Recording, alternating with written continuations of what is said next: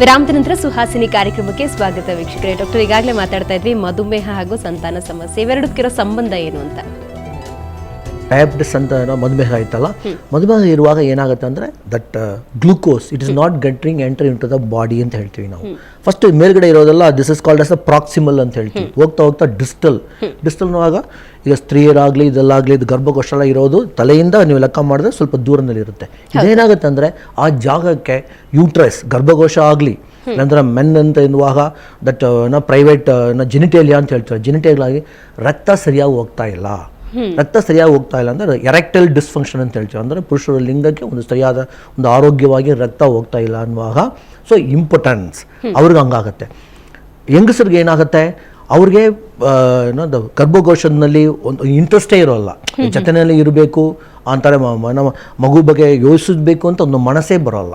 ಅಂದರೆ hormone secretion ಇರುವಾಗ ಅವರು ಸಂಪೋಹ ಮಾಡುವಾಗ ದೇ ಕೆನಾಟ್ ಒಂದು ಎಂಜಾಯ್ ಮಾಡೋಕ್ಕೆ ಒಂದು ಇಲ್ಲ ಅಂದಿರುವಾಗ ಆಮೇಲೆ ಮಕ್ಕಳ ಬಗ್ಗೆ ಹೆಂಗೆ ಬರುತ್ತೆ. ಅದರಿಂದ ಸರಿಯಾದ ಆರೋಗ್ಯವಾದ ರಕ್ತನಾಳಗಳಿಲ್ಲ, ಆರೋಗ್ಯವಾದ ನರ್ವ್ ಕಮ್ಯಾಂಡ್ ದಟ್ ನ್ಯೂರಾಲಜಿಕಲ್ ಇದು ಅಂತ ಹೇಳ್ತೀವಲ್ಲ, ದಿಸ್ ಆರ್ ಡಯಾಬಿಟಿಕ್ ಕಾಂಪ್ಲಿಕೇಶನ್ಸ್ ಅಂತ ಹೇಳ್ಬೋದು. ಸೊ ನಿಯರ್ಲಿ ಒಂದು ಪುರುಷರಲ್ಲಿ ಫಾರ್ ಎಕ್ಸಾಂಪಲ್ ಹೇಳ್ತಾ ಇರುವಾಗ nearly 33% they are also response ಇರುವಾಗ nearly 40 to 50% they go to the impotence. Okay. So because of the ಮಧುಮೇಹ ಇರೋದ್ರಿಂದ ಅವರಿಗೆ ಪರ್ಫಾರ್ಮೆನ್ಸ್ ಮಾಡೋಕ್ಕಾಗಲ್ಲ. ಮೇಜರ್ ರೀಸನ್ ಅಂತ ಇದುವರೆಗೂ ಯಾರು ಕೂಡ ಡಿಫೈನ್ ಮಾಡಿಲ್ಲ.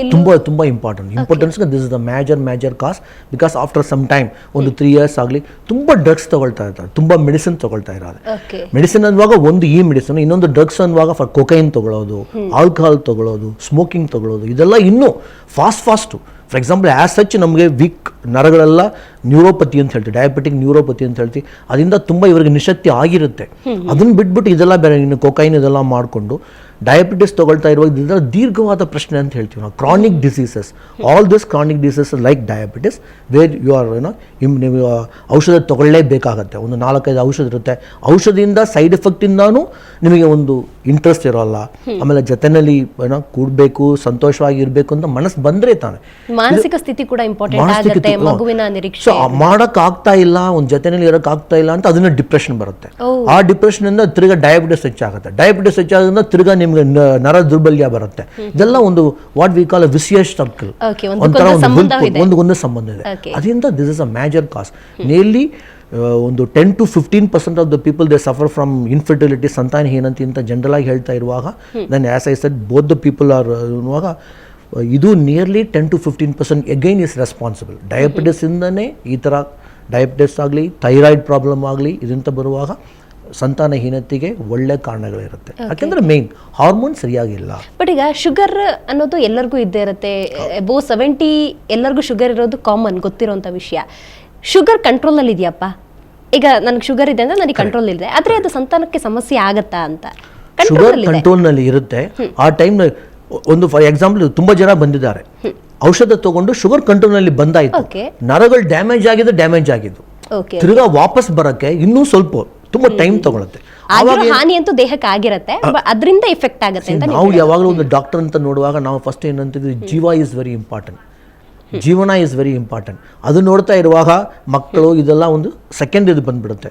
ಆವಾಗ ನಾವೇ ಹೇಳ್ತೀವಿ ಔಷಧ ತೊಗೊಳ್ಳೇಬೇಕು, ಶುಗರ್ ಕಂಟ್ರೋಲ್ನಲ್ಲಿ ಇರಬೇಕು, ಒಳ್ಳೆ ವ್ಯಾಯಾಮ ಬಿಡಬೇಕು, ನೀವು ಲೋ ಗ್ಲೈಸೆಮಿಕ್ ಇಂಡೆಕ್ಸ್ ಫುಡ್ ಎಲ್ಲ ತೊಗೋಬೇಕು, ಇದೆಲ್ಲ ಹೇಳ್ತಾ ಇರ್ತೀವಿ. ಇದು ಬಂದು ತಿರ್ಗಾ ವಾಪಸ್ ಬಂದು ನಿಮಗೊಂದು ಆರೋಗ್ಯ ಬಂದು ಜೊತೆಯಲ್ಲಿ ಇದ್ದು ಮಗುವು ಎಲ್ಲ ಮಾಡೋಕ್ಕೆ, ಮಕ್ಕಳು ಮಾಡೋಕ್ಕೆ ಅನ್ನುವಾಗ ಇನ್ನೂ ಸ್ವಲ್ಪ ನಿಮ್ಗೆ ಶಕ್ತಿ ಬೇಕು. ಆವಾಗ ನಮ್ಮ ಥರ ಪಾಸಿಟಿವ್ ಹೋಮಿಯೋಪತಿ ಔಷಧಗಳೇ ಸೈಡ್ ಎಫೆಕ್ಟ್ ಇಲ್ಲದೆ ಸ್ವಲ್ಪ ಇರೋದು, where we talk about life space investigation, ಆವಾಗ ಒಂದು ತುಂಬ ಮುಖ್ಯವಾದ ಒಂದು ಇದಾಗುತ್ತೆ. ಓಕೆ ಸರ್, ಒಳ್ಳೆಯ ಮಾತುಗಳನ್ನು ಹೇಳಿದ್ರಿ.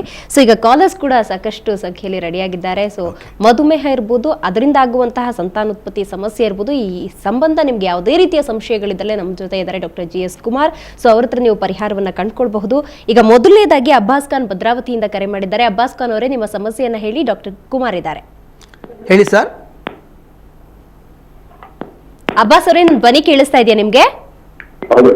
ನಿಮ್ ಸಮಸ್ಯೆ ಹೇಳಿ, ಡಾಕ್ಟರ್ ಇದ್ದಾರೆ, ಮಾತಾಡಿ. ನಮಸ್ಕಾರ, ಹೇಳಿ ಅಬ್ಬಾಸ್ ಖಾನ್. ಹಲೋ, ಹೇಳಿ. 2 ಅಥವಾ 3ನೇ ತಾರೀಕು ನಿಮ್ಮಲ್ಲೇ ಡಯಾಬಿಟಿಸ್ ಬಗ್ಗೆ ಪ್ರಸಾರ ಆಗಿತ್ತು. ಹೌದು, ಹೌದಲ್ಲ? ಹೌದು. ಇನ್ಸುಲಿನ್ ಸ್ಟಾಪ್ ಮಾಡಬಹುದು ಅಂತ ಹೇಳಿದ್ರು. ಓಕೆ, ಕಂಟಿನ್ಯೂಸ್ ತಗೊಳ್ಳೋದ್ರಿಂದ. ಸರಿ. ಬಟ್ ನಿಮ್ಮಲ್ಲಿ ಬಂದಾಗ ಇನ್ಸುಲಿನ್ ಸ್ಟಾಪ್ ಮಾಡ್ಲಿಕ್ಕೆ ಆಗಲ್ಲ, ಅದು ಯೂನಿಟ್ಸ್ ಮಾತ್ರ ಕಮ್ಮಿ ಮಾಡಬಹುದು ಅಂತ ಹೇಳಿದ್ರು. ಹೌದು.